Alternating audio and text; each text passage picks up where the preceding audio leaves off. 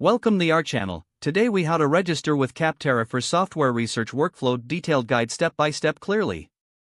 To begin, open your preferred web browser. In the address bar, type www.capterra.com and press enter.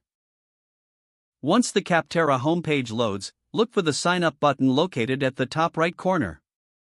Click on the sign up button to proceed to the registration page. You will be prompted to enter your email address. Type in your valid email address and ensure it is correct. Next, create a secure password for your new account. Make sure to include a mix of letters, numbers, and special characters for added security. After entering your password, confirm it by typing it again in the designated field. Once you have filled in your email and password, look for a checkbox that accepts the terms of service. Tick the checkbox to indicate your agreement. Now, click on the Create Account button to submit your registration. You may receive an email confirmation shortly. Check your inbox for an email from Capterra. Open the email and find the confirmation link provided. Click on the confirmation link to verify your account. You will be redirected back to the Capterra website. Now you can log in using your email and password.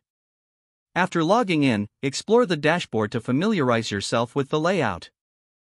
Use the search bar to find specific software or categories relevant to your research needs. You can filter results based on features, pricing, or user reviews to make informed decisions. Take advantage of Capterra's comparison tools to evaluate different software options. Save any interesting software options to your favorites for later review. When you have completed your research, you can create a comprehensive list of your top choices. Review all gathered information carefully before making a final decision. Utilize the resources available on Capterra for additional. If the page does not load, refresh the browser or try again in a private or incognito window. Make sure you are using the correct email address, then retype it carefully to avoid small typos. Don't forget to like this video and subscribe to our channel for more step-by-step tech guides.